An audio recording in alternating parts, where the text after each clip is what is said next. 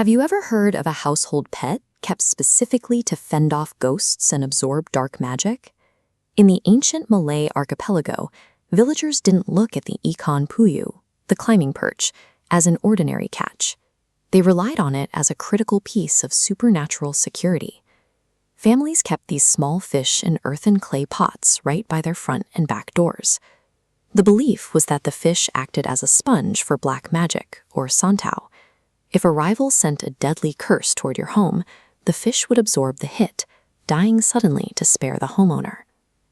Then there was the threat of ancient thieves, who supposedly used a hypnotic spell called ilmu pukau to put an entire household to sleep. The climbing perch was believed to never sleep at all, creating a waking shield that rendered the house immune to the spell. To top it off, villagers regularly found these fish thrashing around in isolated muddy puddles immediately after a heavy rainstorm. The logical conclusion at the time was that the fish miraculously fell from the sky along with the rain. Today, these stories sound like pure superstition, but look closely at the climbing perch, and you find that these myths are the result of accurate, ancient observations of an animal that follows a highly specialized set of biological rules. The actual science of the climbing perch is arguably stranger than the ghost stories. Take the myth of the hypnotic thief. The climbing perch possesses an extreme sensory sensitivity to ground vibrations.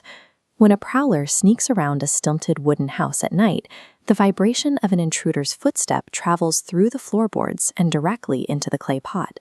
This startles the aggressive fish, causing it to thrash violently in the water.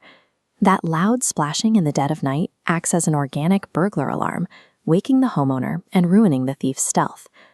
As for the fish raining down from the sky, they aren't falling. They're hiking across dry land to find new territory.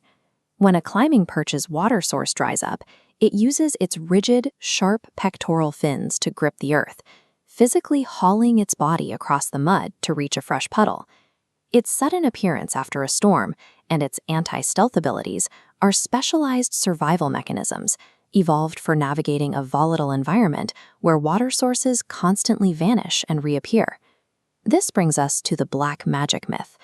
How could a fish survive indefinitely in a tiny, stagnant clay pot with almost zero dissolved oxygen, only to die seemingly out of nowhere? The answer is an evolutionary upgrade called the labyrinth organ. This complex folded structure sits right above the gills and allows the climbing perch to surface and extract atmospheric oxygen directly from the air. During severe droughts, it takes this survival skill even further through a process called estivation. It buries itself deep in the mud and drops its metabolic rate, entering a state of suspended animation until the monsoon rains return. Beyond its internal resilience, the climbing perch is a heavily armored combatant. Its dorsal fin and gill covers are lined with rigid, venomous spines that cause severe, throbbing wounds that are notoriously slow to heal. If a predator like a snake or a heron tries to swallow it whole, the fish executes a brutal defense mechanism. It forcefully locks its razor-sharp gill covers outward, wedging itself inside the predator's throat and choking it to death from the inside out. Because this fish is so biologically durable, any sudden death was seen by villagers as a monumental event. The only thing that could kill an unkillable fish was a supernatural strike. The same extreme sensitivity that made it thrash at intruders also made it prone to fatal stress when the environment shifted, turning a biological limit into a mystical sacrifice.